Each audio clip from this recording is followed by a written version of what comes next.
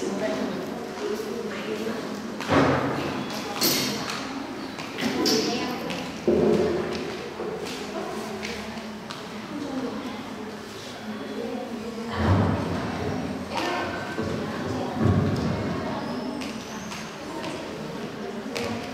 kính mời các vị phụ huynh chúng ta một tình chúc mừng để chương trình được bắt đầu.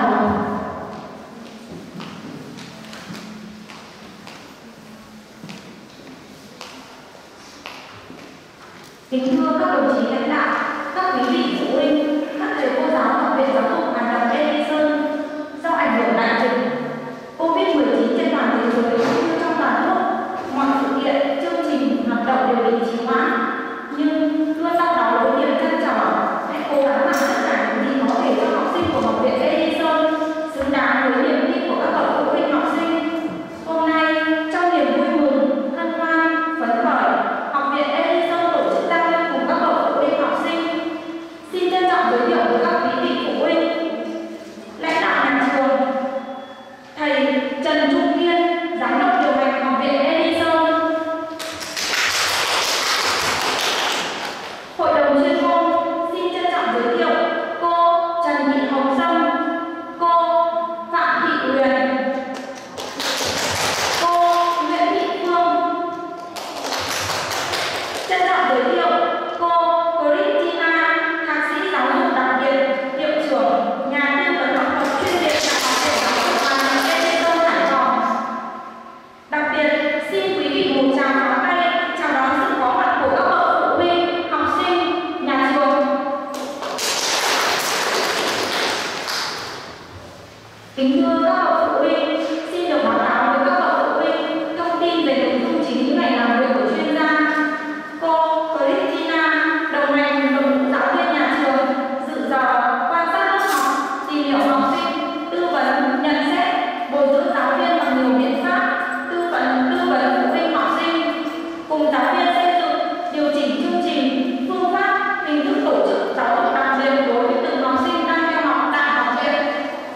Đảm bảo hiệu quả về chỉ đạo chuyên môn, học viện Edyson cùng đội ngũ giáo viên thực hiện hoạt động chuyên môn thông qua ứng dụng công nghệ thông tin, sử dụng các phương tiện học, liên lạc trực tuyến, đảm bảo thông suốt giữa học viện Edyson và chuyên gia tại thành phố Hồ Chí Minh.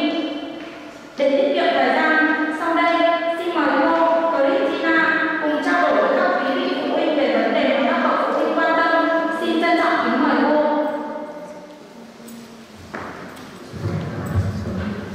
Okay, I'm sorry I didn't stand because I'm not used to sitting down because I'm also special. Okay. It's nice to see all of you here. This is my second time in Hải Phòng. Raise your hand if you are a parent.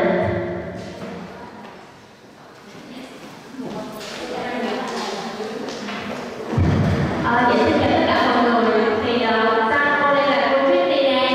Thì sau đây cô muốn hỏi mọi người là ở đây ai là phụ huynh giơ tay lên nè. Okay, raise your hand if you are caregiver. Mình hãy giơ tay lên nếu như mình là người chăm sóc sức khỏe.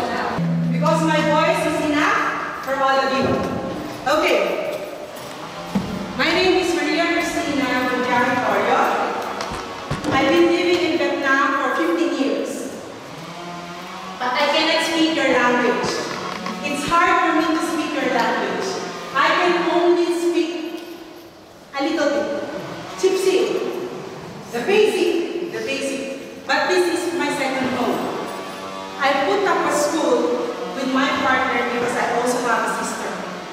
I have a special needs sister who are older than me. When I was young, I didn't know that my sister has a special needs. Why? Because my mother, who is also a teacher, taught her so much. My mother trained her.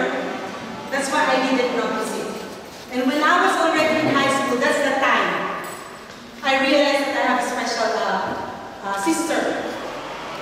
She was born normally, but at the age of 3, she got the so-called meningitis.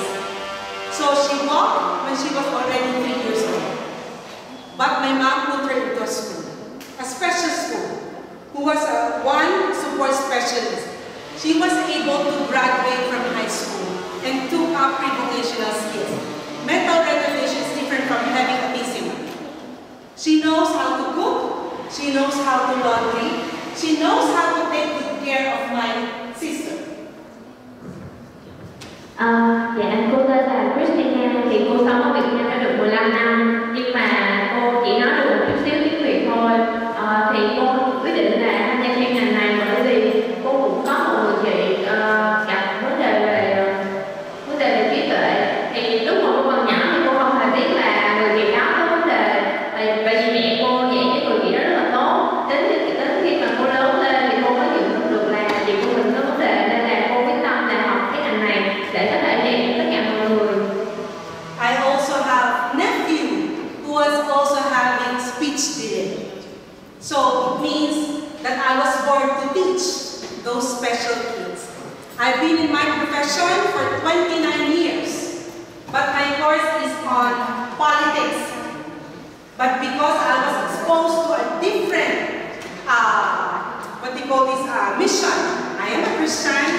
I do mission with other indigent children. We used to help the orphanage. My sister and I were missionaries, and also a doctor and a teacher. So I was exposed to that one. I chose to become a teacher.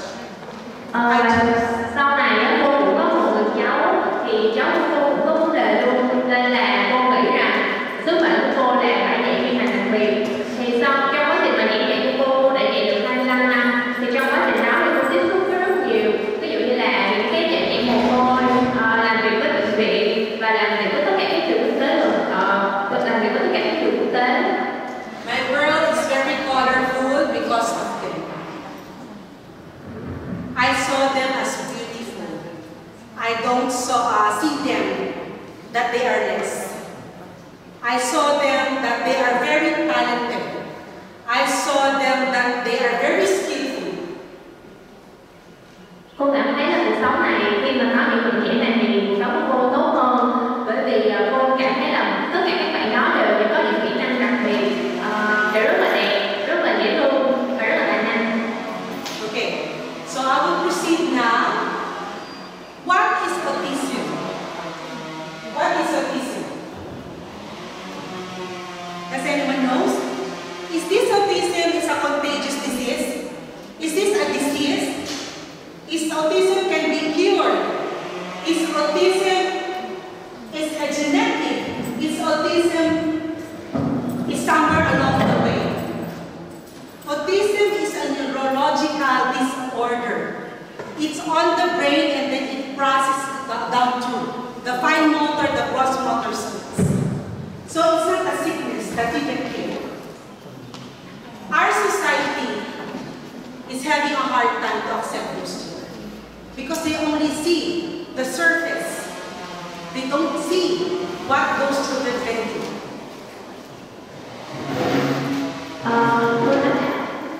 Xã hội của mình thì vẫn chưa chấp nhận được tất cả những bạn có vấn đề về tự kỷ, nhưng mà vấn đề về tự kỷ thì họ không thể nào mình chữa được, tức là nó nằm trong người của mình rồi thì mình không thể nào chữa được, mình chỉ có thể làm cho tốt hơn thôi. For autism treatment, there were always a question, even in my school. Is my children going to be cured?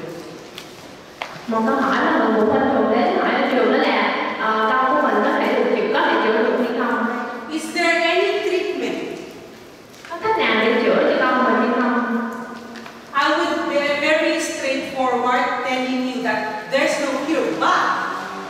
if we're going to go under early intervention from 2.5, because we diagnose. I have my background as educational educator. We managed to assess those children from 2.5. So there will be a progress. I didn't say that there will be no progress.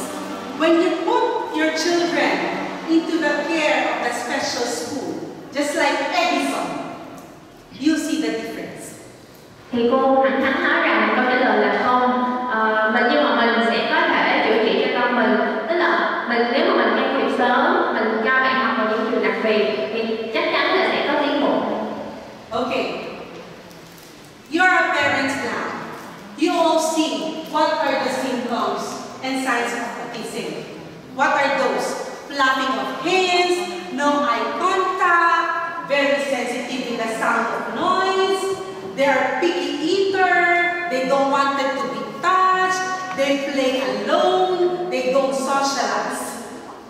Mọi người có thể nhìn trong cái cuốn sổ tay, đó là những cái triệu chứng mà đứa trẻ bị tự kỷ có. Chẳng hạn như là thiếu tương tác thấp, hoặc là chỉ thích chơi một mình, hoặc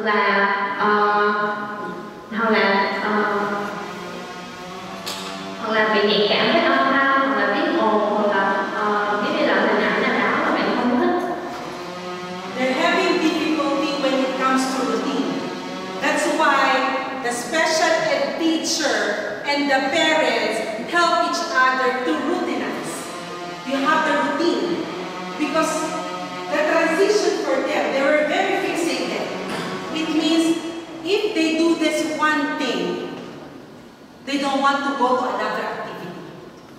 For example, you're going to another place. You have the same, going to the school, and then there's a traffic and you wanted to go to another route. The child will melt down because he was used to the routines.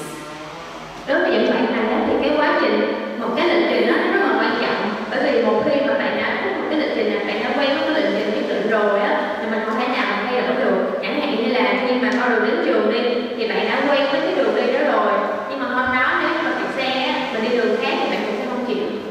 But it doesn't mean if your children have autism, they will not learn. That's not true. Nhưng mà không có nghĩa là nếu con mình có bệnh tự kỷ mà nó không có nghĩa là con mình không thể học được nếu như là bạn có bệnh tự kỷ. They will learn in a different phases. Sometimes there are children with autism because we have three: severe, mild, and then high functional, which means Asperger. Those Asperger can go to international school, they can graduate to college. They are summa cum laude. They have flying colors. Tại vì tất cả các bạn đều sẽ có một cách để học riêng của bạn.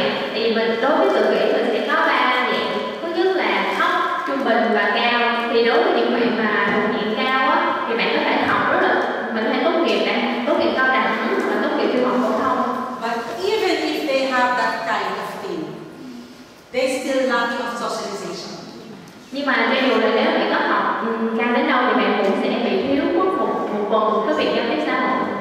So for mild autism, they can go partly for the elementary school. But after that one, for example, they've already reached the plateau of their learning. What's next? Are we going to pursue academics, or are we going to give them the skills that they need to learn so they can survive in our society? Còn đối với những bạn mà thuộc diện trung bình và thấp thì chúng ta sẽ làm gì tiếp theo? Liệu rằng chúng ta có sẽ giống như là cho bạn tiếp tục học ở những trường bình thường, hay là chúng ta sẽ tìm một con đường mới để cho bạn đi để bạn có thể sinh sống và tồn tại trong xã hội này? So after they reach the plateau of learning, we teach them the skills. Sau khi mà con mình đã đạt đến một cái giới hạn học tập rồi thì chúng ta sẽ dạy cho bạn cái kỹ năng.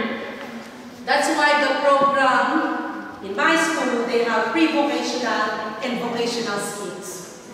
We train our students how to cook, how to laundry, how to bake, how to encode, how to paint, how to do grocery stuff. It's no longer the functional communication is needed. It's no longer the academics because they have certain limitations sometimes they're really stuck. So what is the next thing? You teach them the skill. Đối với những bạn mà ở trường STEM á, thì tụi mình sẽ dạy, thì những bạn lớn mà tụi mình sẽ dạy cho bạn là kỹ năng áp dụng vào thực tế, như là nấu ăn, dọn dẹp. We need to learn the skill.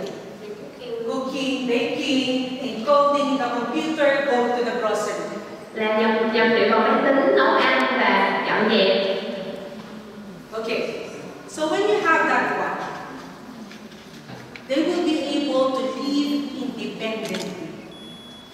Khi mà mình dạy được như vậy rồi á, thì tất cả các bạn đều có thể tự làm được. Okay. When you let them live independently, that's the time they have the freedom. They are part of this society. Okay. So next is, who can help my child? Is it only the teacher? Am I only the one who will help them? I put there support professionals, or we call it para-professionals. Number one is the psychologists, who have the standardized testing. Vậy thì cô sẽ nói về những người có thể giúp chúng ta. Thì đầu tiên đó là bác sĩ tâm lý. Thì cô muốn hỏi là ở đây mọi người ai đã chịu lấy bác sĩ tâm lý rồi ạ? Cho con của mình có thể giơ tay lên. Standardized test for psychologists. Why do we need psychologists? Why do we need assessment and evaluation? Standardized tests, they gauge the mental ability of the kid. What is the strength and what is the weaknesses? Only the psychologist can do that one. Not the pediatrician, not the doctor. The neuropedia can do the diagnosis only. For example, when they have delay in developmental milestone, they can do that. For example, delay in walking, delay in speaking, only that pediatrician. But for this one, psychologists, they study that one. They have the standardized tests. They gauge every mental ability. Okay. Next is occupational therapist. Do you know occupational therapist? OT. Cô hỏi là tại sao mình lại cần khám bác sĩ tâm lý? Tại vì chỉ có bác sĩ tâm lý thì họ mới có thể là chẩn đoán cho con mình để biết được là điểm mạnh, điểm yếu của bạn là như thế nào. Sau đó thì mình có thể đến gặp giáo viên. Còn nếu như là bác sĩ mà mọi người hay chẩn đoán ở bệnh viện á, thì có khi là sẽ không chính xác. Okay, occupational therapist is the one who help us, even for if you are not special, if you're elderly, if you're injured with your muscle on the hands. It is strengthened.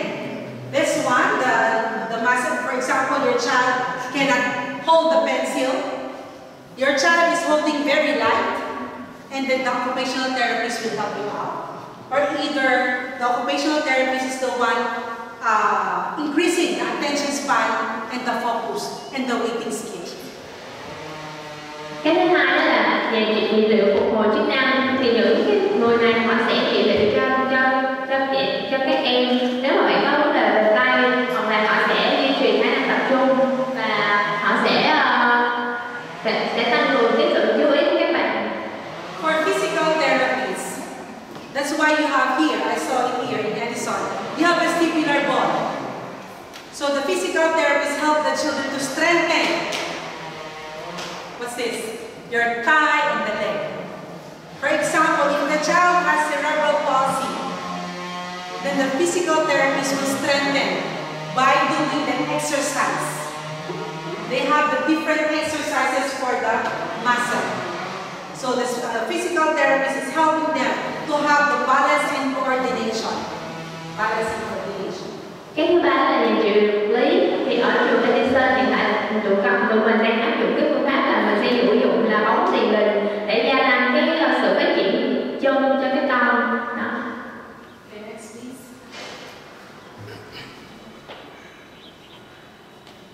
Next, speech therapists or speech pathologists. They are only the same.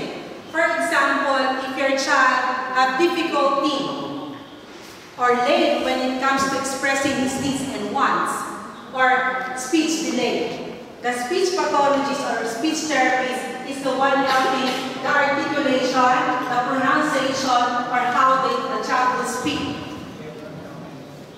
Cái thứ tư đó là trị liệu ngôn ngữ. thì những người này họ sẽ giúp cho bé nhà mình phát âm chuẩn hơn và để thể hiện cái ngôn, để thể hiện được những nhu cầu qua cái ngôn ngữ.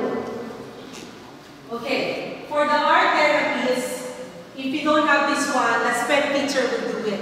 Art therapy, if the child has tantrums, meltdowns, then the art therapist will come in to do the art or the painting to calm them. Cái thứ năm đó là trị liệu nghệ thuật, thì những người này họ sẽ dùng nghệ thuật để mình có thể làm giảm cái cơn tức giận của các bạn. Ví dụ như là khi mà những bạn mà Down syndrome hoặc là những bạn tự kỷ bạn lên cơn á, thì bạn sẽ tức giận lên và có những hành vi không đúng, thì thông qua cái trị liệu nghệ thuật này các bạn sẽ bình tĩnh lại. Trong trường hợp là mình không có đi trị liệu cái này thì giáo viên họ sẽ là người làm luôn. Okay, last one is the sped teacher. Sped teacher is the most important. They have the most extensive hardship. If there's no speech therapies, no art therapies, no psych, no occupational physical therapies, the sped teacher will do it. The sped teacher is trained to do everything.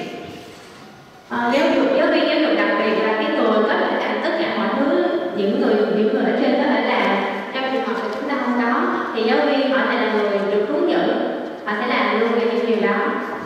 They can teach all different kinds of disabilities, not only autism, but mental global delay, speech delay, a child with Down syndrome, behavioral problem.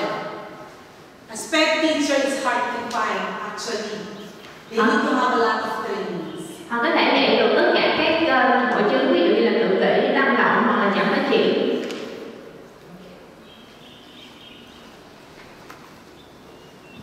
I will now do the 7 areas of learning. Since your children are studying in Edyson, these are my school. This is what we're doing in Saigon, in Ho Chi Minh, in District 2. Thì sau đây thì cô sẽ nói về 7 lĩnh vực học tập. Những hình ảnh dưới đây là những hình ảnh ở trường của trường STEM ở Sài Gòn. We have the 7 areas of learning, which means language and communication. Why is it important? Language and communication include receptive language, expressive language. What do you mean by expressive language? Expressive language is the way they express themselves. For example, they need to express if they hurt, they need to express if they get thirsty, if they get hungry, but because of the delayed impairment, they cannot express themselves.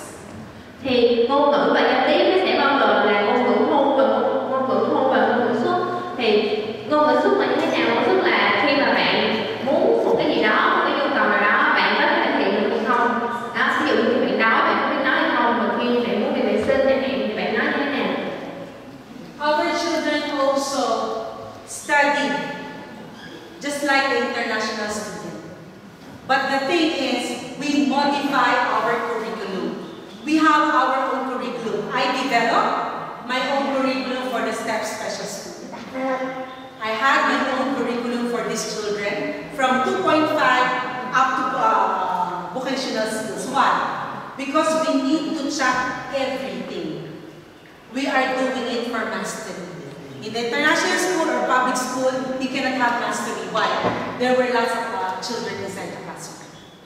Do you think the teacher who doesn't have experience can teach or can exchange only one student with 20 persons?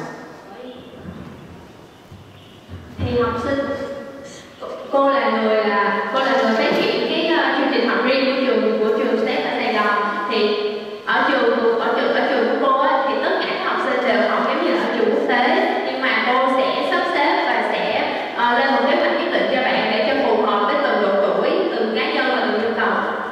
We teach our children as we treat them not as special. We treat them as a regular kid.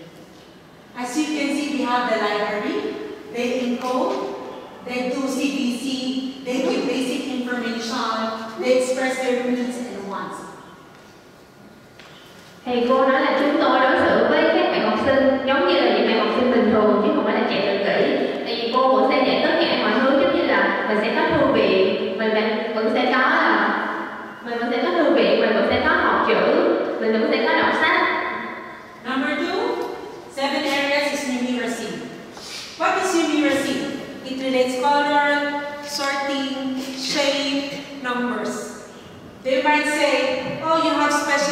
why do they need to learn numeracy?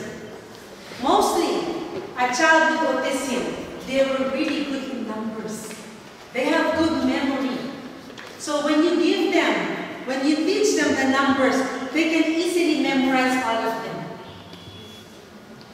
Một thứ hai là số học. Thì nhiều người sẽ hỏi là con bạn bị tự kỷ như vậy mà tại sao con từng học những cái này? Nó đâu có quan trọng đâu. Nhưng mà không, tại vì đa phần những bạn mà tự kỷ thì các bạn rất là nhạy về con số, về màu sắc. Cho nên là chúng ta sẽ dạy bạn sắp xếp màu sắc, sắp xếp con số và những cái phép tính. Okay, next. Fine motor skill. Fine motor skill is very important. It involves the muscle of the hands. They can do the tearing, cutting, writing, putting coins, inserting, lacing. So in our school, we're doing the painting. They're doing painting, they're doing a lot of things. We have two groups that experiencing arts and craft and then painting. I asked them to do it because we saw that our kids have the capacity and ability to paint. Last year, I did one bazaar for my kids. Why? I want the community to know that these children has the capacity and ability to paint. We exhibit their talent. They painted. We put it in the frame, and then mostly our visitors and the parents pay for that. Một kỹ năng quan trọng tiếp theo là kỹ năng vận động tinh. Thì kỹ năng vận động tinh thì sẽ liên quan đến những cái chi nhỏ, mình sẽ rèn luyện cái chi cho tụi con, cho các học sinh, chẳng hạn như là cắt, đổ nước hoặc là chơi đất sét. Thì năm ngoái ở trường STEP thì cô có tổ chức một buổi triển lãm, thì là mình sẽ chia hai cái nhóm nhỏ ra, thì tất cả các bạn đều có những tác phẩm riêng, và sau đó là mình mở một cái buổi triển lãm và mời phụ huynh đến, thì phụ huynh là những người sẽ mua những tác phẩm của các con. They can also learn writing. Maybe it will take time, 3 months, 4 months, 5 months, 6 months, or even 1 year before they learn it. But the parents need to have collaboration with the teacher. It's hard to teach for writing, but I know that we can do it for writing. Nhà trường thì cũng sẽ dạy cho các con viết chữ, thì có thể là sẽ mất rất là nhiều thời gian, chẳng hạn như là 1 năm, nửa năm, 1 năm, hoặc có thể hơn, nhưng mà chúng ta phải cùng nhau hợp tác để mang lại lợi ích cho các con. Gross motor skills. As you can see, they were just like regular students. They have swimming, they're doing the balance and coordination, they do basketball. Our kids, all of them knows how to swim better than our teachers. They can go on the deeper part of the swimming pool. So they learn. It means they are capable to learn. Sometimes we underestimate their knowledge and their ability. We only see the disability. Tiếp theo là kỹ năng vận động thô. Thì chẳng hạn trong hình là mình có thể thấy là các bạn bơi, tập thể dục và chơi những cái môn thể thao như là bóng rổ, bóng chuyền. Thì đối với những bạn này thì mình vẫn sẽ cho các bạn học như những bạn bình thường. Thì ở trường tụi em thì có hồ bơi nên là các bạn bơi, và một số bạn thì bơi giỏi hơn cả giáo viên. Cái điều đó có nghĩa là tất cả các bạn này đều có khả năng để học tập. Next is practical life skill. Practical life skill is the one that I mentioned a while ago. These are the things that the parents needs to hone the skill of their children. Not only at school. The teachers hone the skill, for example, how to fold the clothes. And then you can do also at home. Folding, sweeping, mopping, cleaning the toilet, hanging the clothes, laundry. So these are the practical life skills that they need. Cái tiếp theo là kỹ năng áp dụng thực tế. Thì kỹ năng này rất là quan trọng. Cô hy vọng là phụ huynh có thể duy trì làm việc cùng các con. Mình có thể cho các bạn ở nhà như là có quần áo, quét nhà, lau nhà, vệ sinh. We also teach our children how to take bath, full bath. Because of course, if they're already teenager, are you the one to scrub everything, to shampoo everything? No. They need to learn at a very early age. Ở trường thì chúng tôi cũng dạy cho các con là cách tự tắm. Vì nếu mà câu hỏi là nếu như mà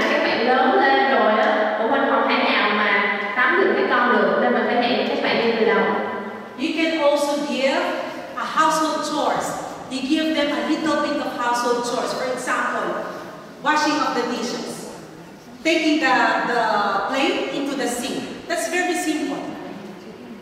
Bố mẹ cũng có thể dạy cho các con làm công việc nhà, chẳng hạn như là rửa chén hoặc là Washing of the dishes, then putting away the plates and putting in the sink. Mình có thể dạy cho các con rửa chén hoặc là để chén dĩa sau khi ăn để vào bồn. We also do gardening. You will be amazed. They know how to dig the soil. Some of our kids are using their own hands to dig the soil. And then they harvest the food. They harvest the plants that we planted. Nhà trường cũng sẽ dạy cho các con cách làm vườn. Mọi người sẽ cảm thấy bất ngờ khi mà nhìn thấy các con là dùng tay để đào đất và các con có thể trồng cây, có thể tưới nước và chăm sóc và có thể thu hoạch.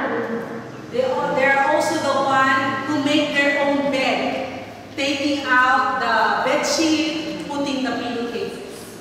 Các con cũng có thể tự chuẩn bị giường ngủ cho mình, giống như là bỏ mồ hôi và tự trải nệm, tự trải giường. Yes. Social skills. These are very important. You can see we go out. We don't confine our students inside the classroom. Last time we go to the cinema, we watched Raya. We watched them because it's a good place. See, they're eating popcorn. They were just a regular student. And then we go outside with we socialize with different students. They are regular kids, but we socialize. We invited some of the regular kids to be in our events. Tiếp theo là kỹ năng xã hội. Thì kỹ năng này nó nghĩa là mình sẽ tương tác và giao tiếp với tất cả mọi người. Thì trong bài mọi người có thể thấy là học sinh ở trường Tết đã đi xem phim và tương tác với một số trường mầm non ở vùng đó. With this one, that picture, we do have book character. We put costume on them. Cái hình cuối cùng là một trong những sự kiện của trường Tết là tất cả mọi người sẽ tham gia hóa trang và mời mọi người đến. Because as we all know, kids love fairy tales, so we have that one. Behavior skills. Behavior skills is very important. That's why we go out. What they learn inside the classroom, they need to apply outside. For example, they need to wait online, waiting skill. For example, for the cinema, they need to wait for their turn. Or either ordering in the fast food or McDonald's, they need to wait for their turn. They cannot grab anything. This is part of the behavior skill. Compliance is part of this one. I remember there is one teacher who asked me, how can this student will obey them? You need to set an authority for them. So then they have compliance, they're cleaning the school. And then we also have pizza making. So that's behavior. They don't eat the food. They know how to do it when they were outside our premises. Tiếp theo là kỹ năng hành vi. Thì như mọi người thấy là những gì mà các bạn học ở trường thì mình sẽ áp dụng vào thực tế. Khi mà ra ngoài xã hội thì bạn sẽ phải biết khi nào là đợi đến lượt của mình. Và đối với trong hình là mình đi làm visa thì tất cả các bạn sẽ không có ăn trước mà phải làm theo từng bước. Và cái hình cuối cùng là các bạn làm việc nhà. Thì có một giáo viên hỏi cô là làm sao để các con nghe lời và làm theo. Thì đầu tiên là mình phải thiết lập một cái sự nghiêm khắc đối với các con. Thì khi mà cô nói thì các con phải nghe trong lớp, ở trong trường. Because we need to manage the tantrums, the meltdown. It will not be taken away from them, but the behavior will lessen. For example, if the child is very aggressive, then they will put behavioral management. Chúng ta phải giảm bớt những cái hành vi tiêu cực của các con đi. Tại vì không thể nào mà mình làm mất nó đi được, nhưng mà mình có thể giảm bớt.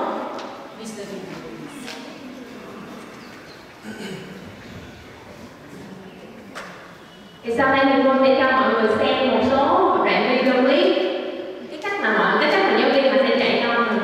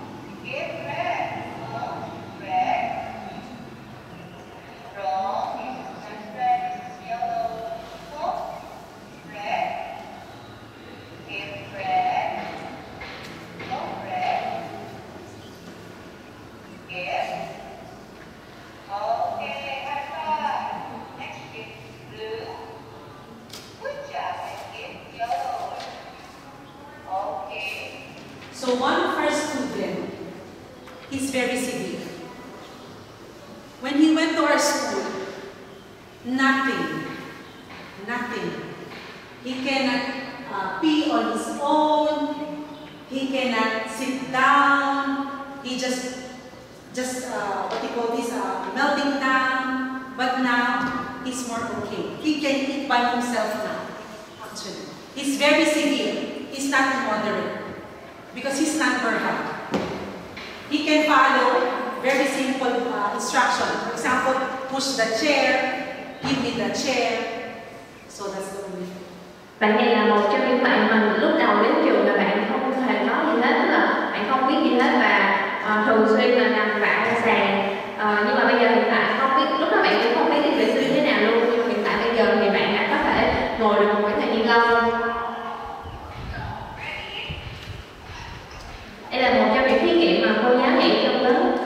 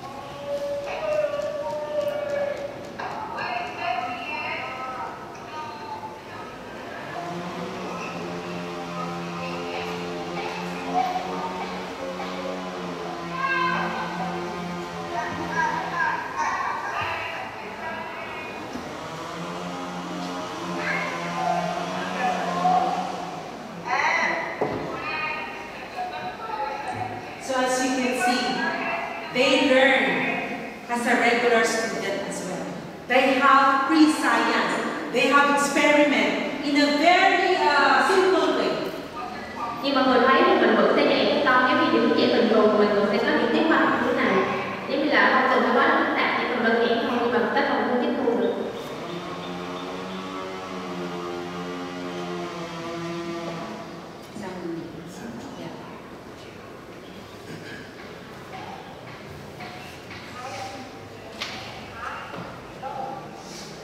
Đây là một trong những tiết học môn mình.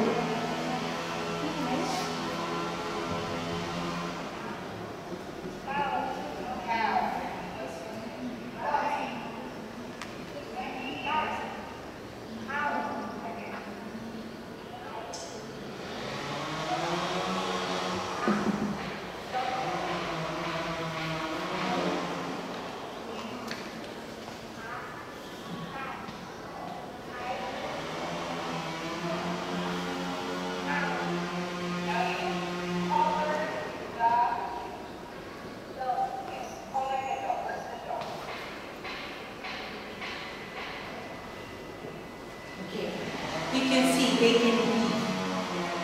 We teach them phonetic sound, phonics.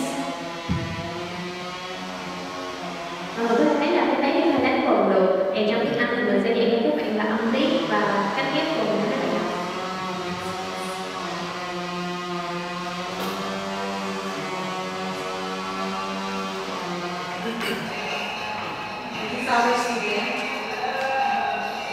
Đây là một trong những lớp lớn thì các bạn đang học có thể.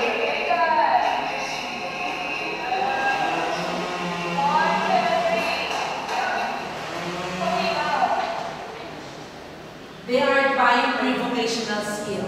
They are the older kids. They are teenagers, so they have different curriculum. They have different what you call this tasks to do because they are older.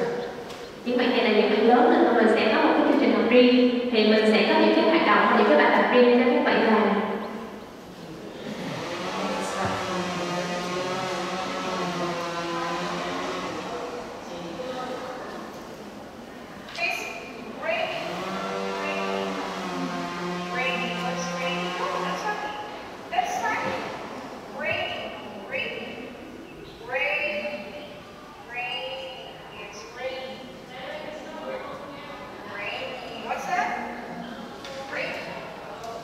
Very good.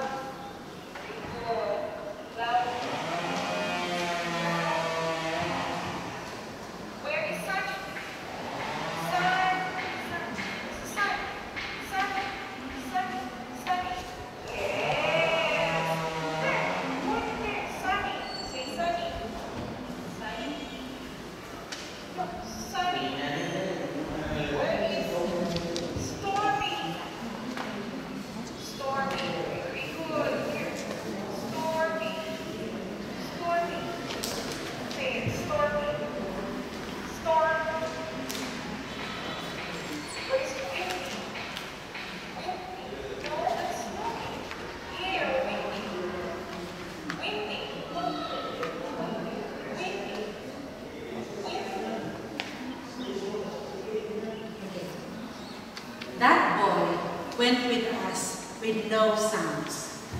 Now he has emerging skill to speak, although some of the words were not clear, but he is learning now how to speak.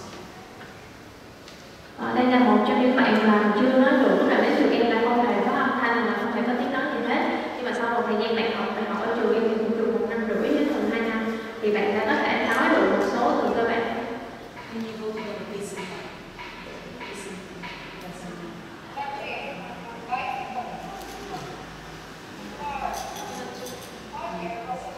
Nghe bạn nói.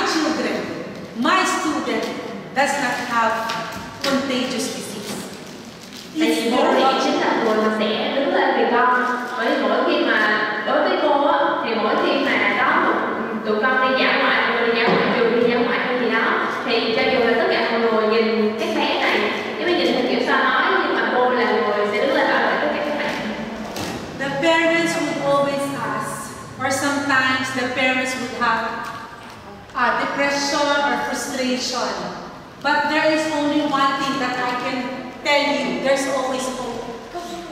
Why? Because there are educators who will educate your children.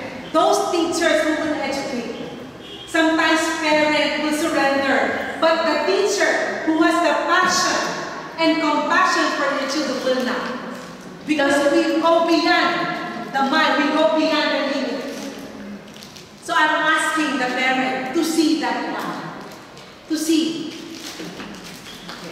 Đôi khi bố mẹ cảm thấy là áp lực hoặc là cảm thấy muốn từ bỏ, nhưng mà con nhắc nhở mọi người rằng là lúc nào mình sẽ có hy vọng, sẽ luôn có những giáo viên ở đây họ dạy cho con mình tốt hơn để cho con mình có thể hoàn thành được cuộc sống này. Love your children, encourage them, loving them but not making them spoiled brat. It's different. You put tough love, you put discipline, so they can grow up normally. Just like the regular kids. Sometimes, of course, because they are special, we treat them differently. Put them tough, and you'll see the difference. If they want something, and they do like this or melt down, then be it. That's tough. You want them to grow independent. Chúng ta hãy yêu con mình nhưng mà theo một cách gọi là nghiêm khắc, bởi vì không phải là vì bé tự kỷ mà mình có thể chiều chuộng hoặc là mình đưa bất cứ gì mà bé muốn. Mình chỉ là mình nên đối xử với con theo một cách như là một cái chuyện bình thường. Đó gọi là yêu nghiêm khắc.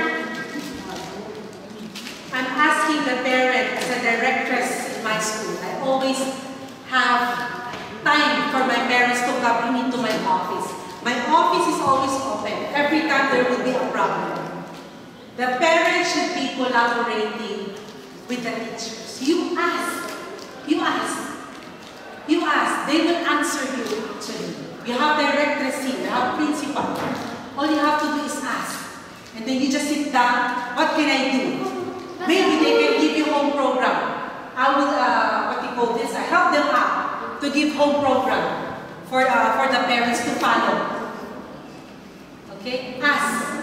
Thì nhà trường lúc nào cũng sẽ luôn mở cửa cho mọi người có thể đặt lịch hẹn và có thể đến tư vấn với cô, tại vì bên trường mình thì cũng có cô hiệu trưởng và có tất cả giáo viên ở đây mà sẽ giúp đỡ mình. Thì cô hiệu trưởng nói là cô hiệu trưởng có thể cho mọi người một cái chương trình học tại nhà để mọi người có thể theo đó mà dạy con mình tại nhà. Having children with special needs is not a burden. It's not a burden. Tom Cruise, a famous one, has intellectual disability, dyslexia. Angelina Jolie has dyslexia. Sylvester Stallone has autism. But they are successful. They are successful. As a parent, you'll be the one that make your student be successful. The teachers will help you. Có một cái con tự kỷ không có gì là gọi là tội lỗi hết, vì có rất nhiều mọi người ngôi sao nổi trên thế giới họ đều có những cái chứng nói đầu tiên của họ nhưng tất cả mọi người thành công, thì ba mẹ chính là người sẽ giúp đỡ con mình để tìm thấy con mình đó. Be proud of your children. Be proud.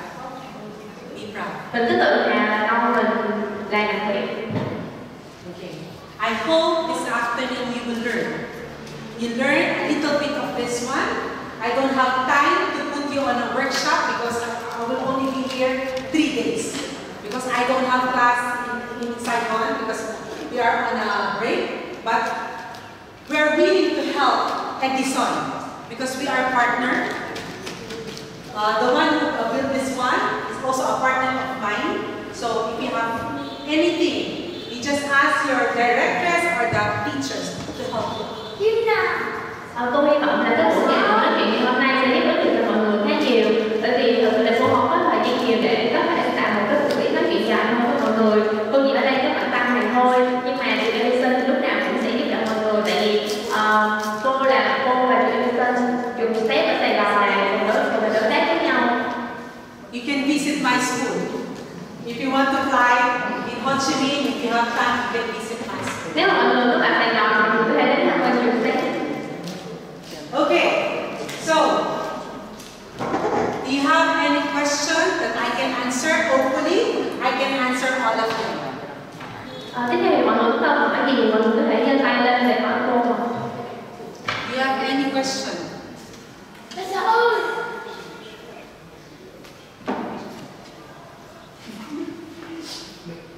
Do you have any question regarding the behavior of your children?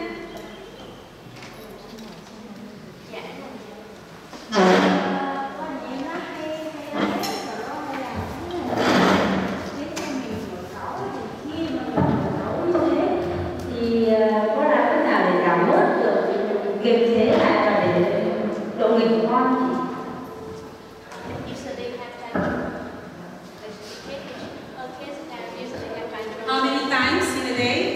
Dạ cô hỏi là mình có thường cái việc đó có thường xuyên xảy ra không ạ? Bao nhiêu lần một ngày ạ? Nếu mà nó ở nhà thì có nghĩa là nó làm cái hành động đường cấu thì cũng khá nhiều. How old is the child? Dạ. Con bé nhà mình bao nhiêu tuổi ạ? 6 năm nay được 6 tuổi. 6 years old. Is he verbal or non-verbal? Bé nhà mình là nói chuyện. Là bé nhà mình có nói chuyện được không? Cháu thì họ mới giao tiếp được cái đơn giản, chứ còn ví dụ những cái sâu xa thì không làm được. Simple work. Simple words. Okay, so emerging skill. So it's like this. Maybe because the child does not do anything at home, you need to have routines at home, and then you prepare your child to have transition. Cô nói là có thể là vì bé không có việc gì để làm ở nhà thì phụ huynh có thể chuẩn bị cho con những cái hoạt động đơn giản để làm và sẽ có những cái hoạt động một cái quy trình để hoạt động cho bạn. Do you give the things that he needed? Phụ huynh có đưa những cái gì mà con muốn ngay lập tức không ạ? So I think if Edyson could help you out, because he is having a hard time to express his needs, that's why he's melting or he's doing tantrums.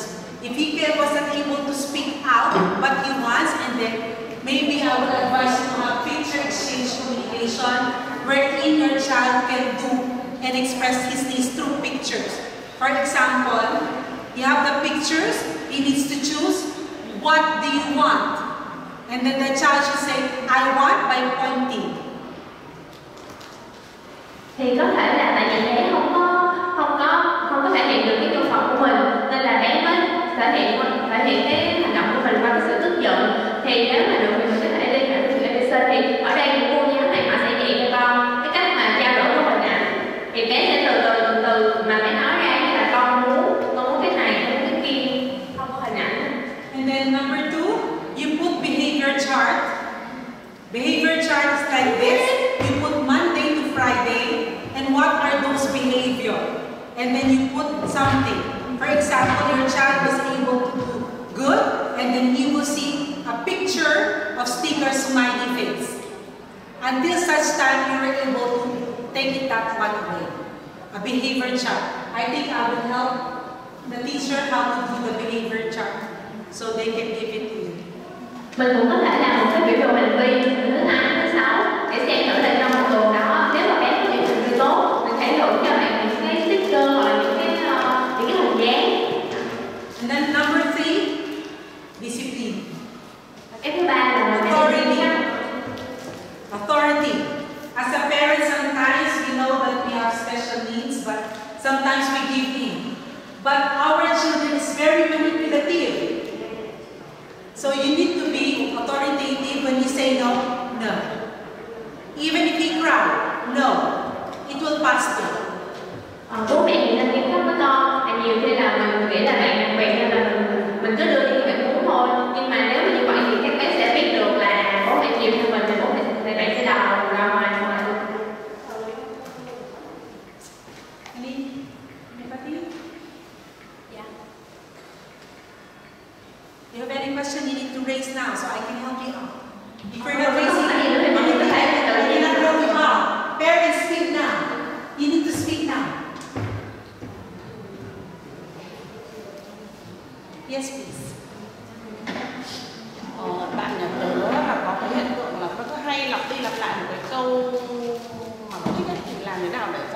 cái hiện tượng lặp đi lặp lại đó.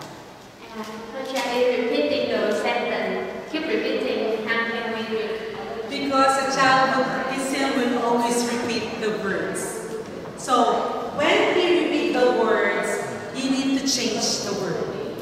So you increase also the vocabulary. You give them another word instead of repeating the same word. Tại vì những cái bạn tự kỷ thì một trong những cái tính cách đặc biệt là bạn sẽ lặp lại, thì có thể là lại câu, lặp lại âm thanh, lặp lại một cái gì đó bạn nghe được. Đó. Thì cô khuyên là mình nên cho bạn cải thiện vốn từ của bạn, mình nên cho bạn học nhiều từ hơn. Thì khi đó bạn sẽ không có bị ràng buộc trong một từ, bạn sẽ nói được nhiều từ khác. Because a child with repetitive word, we call it echolalia or echolali, he kept on repeating what other people say. Just like the parrot, the bird, they keep on repeating. We say, sit down, sit down, sit down, sit down. What you're going to do is to put another word. Instead of sit down, you increase the vocabulary. Give him new word. Give him new word instead. Thì ví dụ mà cô đưa ra là có những bạn sẽ hay nói là sit down, như là bạn sẽ nói lại những gì mà mình nói với bạn. Nên là thay vào đó mình hay cho bạn một câu mới, một từ mới để bạn nói. You need to divert. For example, he keeps on telling you, what do you call this? Juice. And then you need to say, orange, juice. Orange juice. So you increase the vocabulary. Mình có thể ghép từ, ví dụ như là bạn nếu mà bạn đọc lại từ juice, là từ nước ép á, bạn có nói là juice. Mình có thể thêm vào là orange juice là thành một từ mới. Anyone? It seems that all your children are really good. Who else?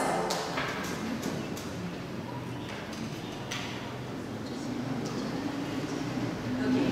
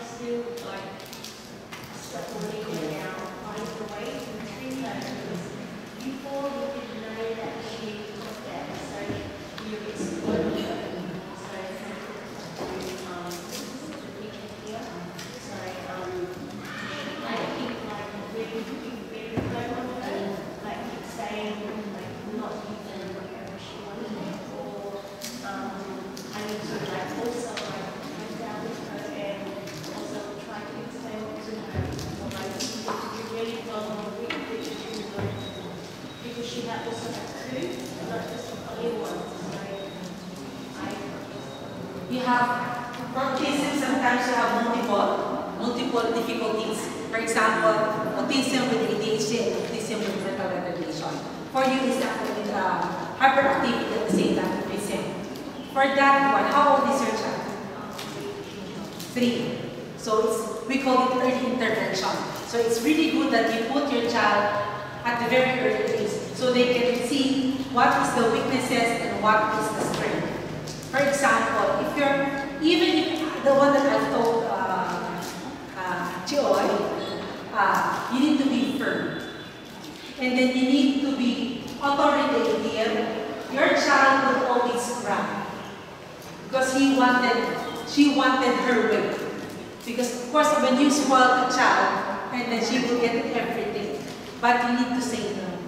It's a tough love. It's very hard for a parent to see that kid is crying. For example, the kid is crying for what? Right.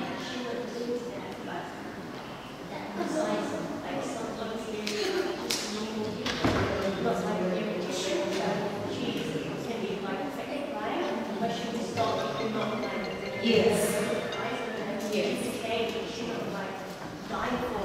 So I think your child is doing manipulative. It's a little bit manipulative because you stop by yourself.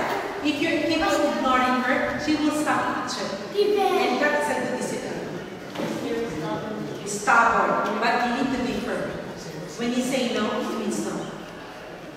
As you have said, she stopped because she knows that she cannot get. She knows you have authority. And also for the members of the family, you're not the only one. Everyone in the members of the family should be consistent. Definitely,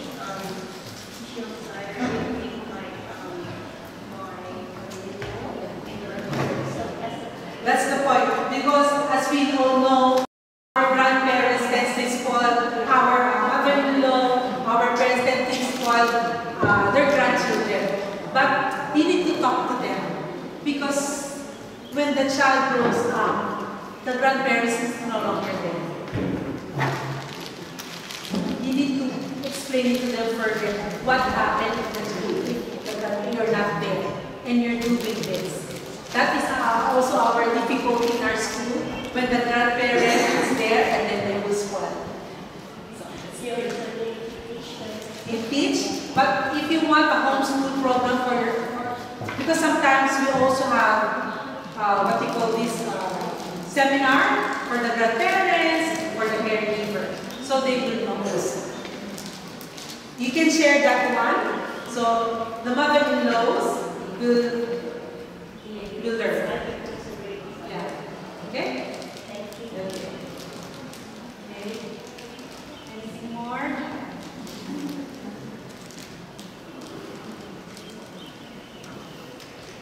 Hands up, hands down. Yes, please. Cái nhà của em thì nó tác động là chạy nhảy suốt ngày luôn. Có điều là con vẫn học hòa nhập mầm non được và có những cái hiểu biết giao tiếp thì nó làm cho con giảm bớt cái hành vi chạy nhảy suốt ngày mà có thể ngồi học được cùng với mẹ.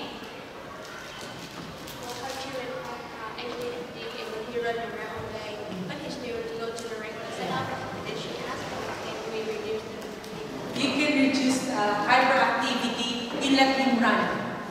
Run for a longer period of time. You go for swimming to release the energy. If you have trampoline. And then no chocolate, no sweets.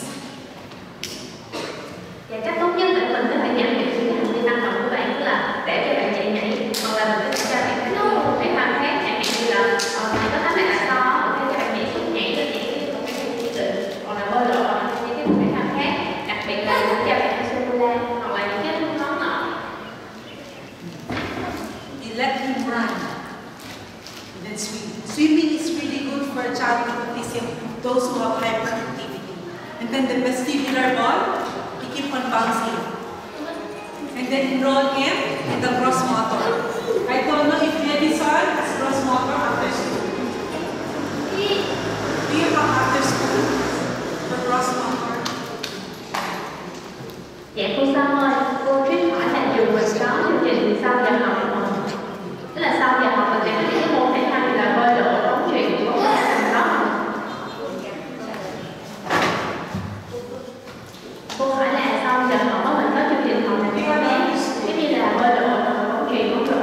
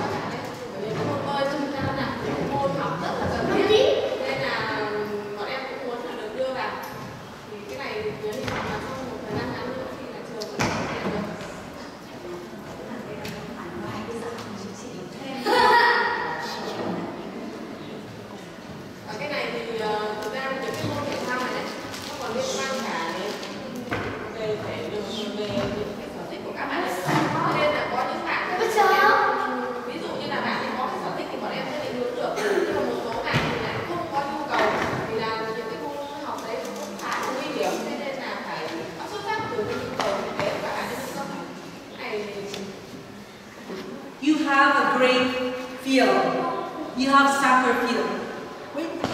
When you pick up your child, let him run for a longer period of time.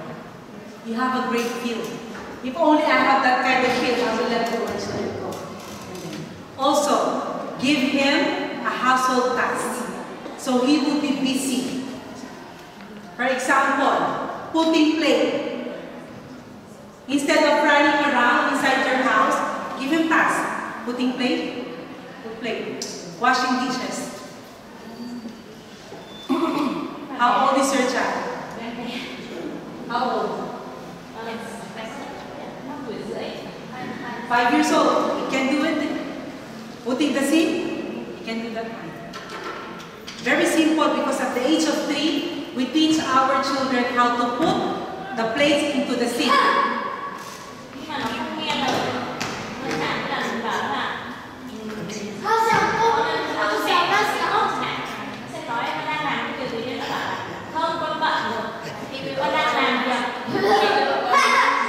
Who is the parent? Who's the boss of the house? Who's the boss?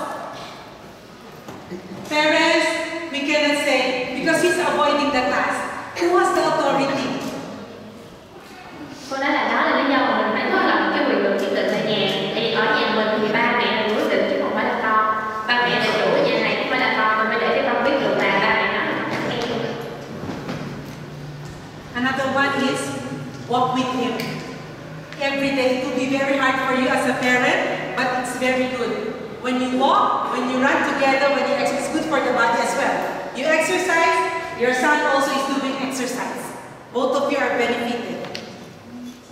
Cái hành vi mà tại vì bạn chạy vòng vòng là bạn tăng động mất, đó là tại vì năng lượng trong người bạn vẫn còn rất là nhiều. Thì thay vào đó mình phải cho bạn như là giải tỏa nó ra. Cái này là ở sân ở trường Edyson thì có cái sân rất là rộng. Thì khi mà mẹ đón bạn về đó, bạn hãy cho bạn chạy vòng vòng ở đó. Thì khi mà bạn về nhà thì bạn sẽ cái năng lượng bạn không mất đi. Thì khi đó mình nói chuyện thì bạn sẽ nghe lời được. Because they really need to release the energy. If you have ADHD, you do not confine your children at home. Let them go out, run. Thì nếu mà cái năng lượng đó mình cứ để ở nhà thì nó sẽ còn hoài và bạn sẽ cứ tạo như vậy. Thì mình phải giải tỏa nó ra. Parents, we need to make sacrifices. I know that they already made sacrifices, but our children need us. They need us. Không, nó là phải làm khác rồi. Dạ. Con có học ở trường Edyson và cũng có thời gian dài để học các trung tâm khác.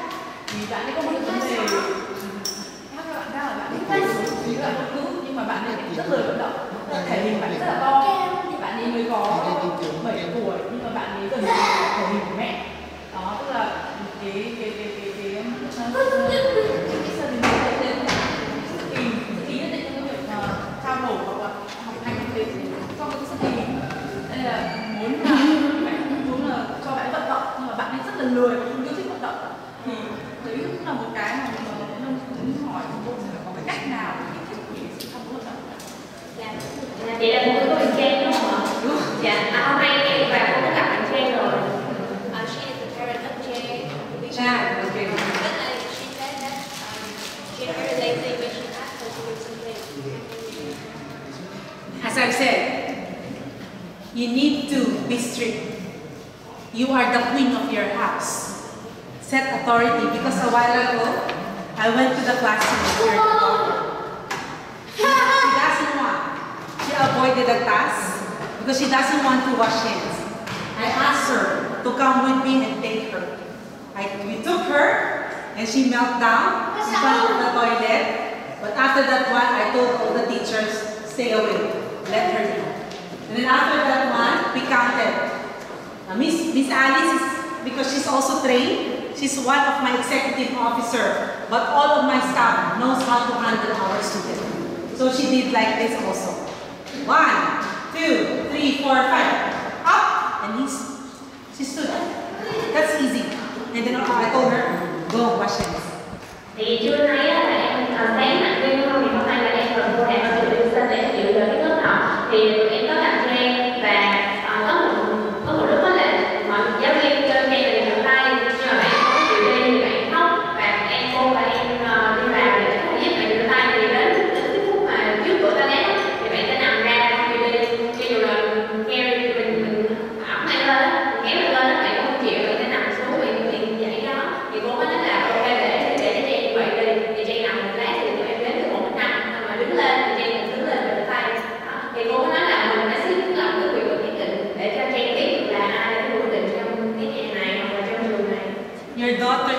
looking at me.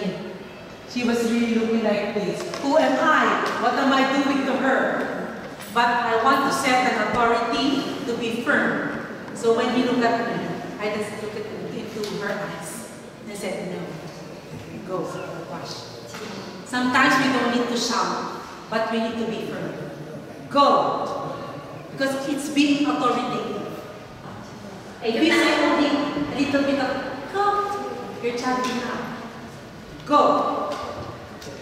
Mình không có cần phải là la hét hay là cái gì, hay là đánh to, mình chỉ cần là nói bằng một cái giọng nghiêm khắc để cho con sợ. Thì khi mà Trang gặp cô là Trang nhìn cô giống như là không biết là ai, thì khi mà cô dùng cái giọng nghiêm khắc cô nói chuyện thì Trang biết là Trang sợ. This is my advice. We set boundaries. As a parent, we set boundaries. I am your mother. You need to what? Listen. You need to have authority. Even when you go outside, because they think, oh, because I will always get what I want. So every time you ask her, you do this one. No, you do this one. If she doesn't want to, take your hand and do it. Thì cái lời khuyên cho tất cả mọi người luôn đó là mình lên đặt một cái giới hạn nhất định để con biết được là con không thể nào bước vào cái giới hạn đó. Chứ nếu không có thì bé sẽ nghĩ là mình có thể lấy tất cả những gì mình muốn, thì giống như là bé sẽ của bạn không đó. Nên là quý phụ huynh nên đặt những cái giới hạn nhất định cho con.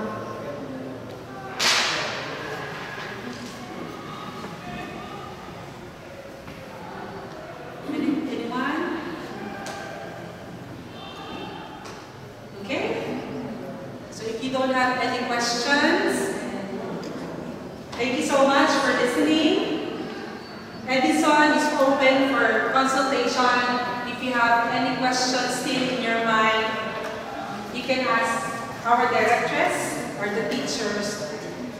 Where is your student level now? Okay? So you can ask our directors. Thì mình hy vọng là qua buổi nói chuyện hôm nay thì mọi người sẽ có cái nhìn tổng quan hơn về cái tự kỷ và biện pháp để giải cho con mình. Thì trường xét và trường Edyson là hai trường hợp khác nhau. Thì nếu mọi người có câu hỏi hoặc là phương hướng thì mọi người có thể đến trường Edyson để tìm hiểu. Thì hai chương trình thì là cũng sẽ song đồng hành. Những gì mà mình sẽ xét ở Sài Gòn thì mình sẽ áp dụng vào trường Edyson. Nên là trường Edyson lúc nào cũng sẽ mở cửa và giúp đỡ mọi người. You can reach me through Miss Alice, through Zoom, if you have any questions. If ever, if you have any help or something, and then we can assist you. Nếu mọi người cần giúp đỡ, mọi người có thể đặt hẹn riêng với cô, thì cô sẽ tư vấn cho mọi người. Okay, thank you so much for your time. Have a blessed day. Cảm ơn mọi người đã tham gia trong buổi học hôm nay.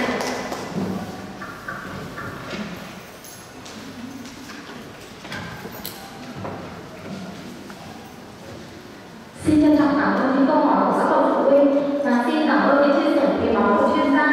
Tiếp theo đây, xin trân trọng kính mời chị Hoàng Thùy Dương, đại diện phụ huynh học sinh học viện Edyson gửi đến chuyên gia lời cảm ơn và có bó hoa tươi thắm gửi đến cô. Trân trọng kính mời chị.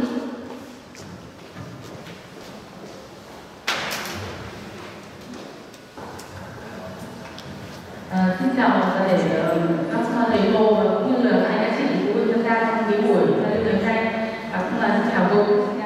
Thì một lần nữa là rất là cảm ơn cô đã từ thành phố Hồ Chí Minh ra đến Hải Phòng và tham dự cái tổ chức một buổi giao lưu giữa phụ huynh và các thầy cô giáo ở trường. Thì cũng là một trong các phụ huynh có con đang tham gia ở trường Edyson. Thì tôi cũng rất là cảm ơn các thầy cô đã tạo cho con đầu tiên là cái môi trường để học. Bởi vì không biết phụ huynh khác như nào, nhưng đối với bé Bảo Trang thì với cái độ tuổi qua độ tuổi và chuẩn bị vào nhập học rồi, thì một cái môi trường mà như trường Edyson là rất là quý báu với con để con được tiếp xúc với cái chương trình giáo dục mà tiếp cận với con hơn, phù hợp với con hơn. Thì qua đây cũng tôi cũng thay mặt các phụ huynh mà con đang có con đang học ở trường Edyson là gửi lời cảm ơn đến ban giám hiệu, các thầy cô giáo, và cũng cảm ơn cô Christina từ Hồ Chí Minh ra và có cái buổi giao lưu ngày hôm nay tôi hiểu hơn về vấn đề của con, và cũng hy vọng là cô sẽ có nhiều cái chương trình để trao đổi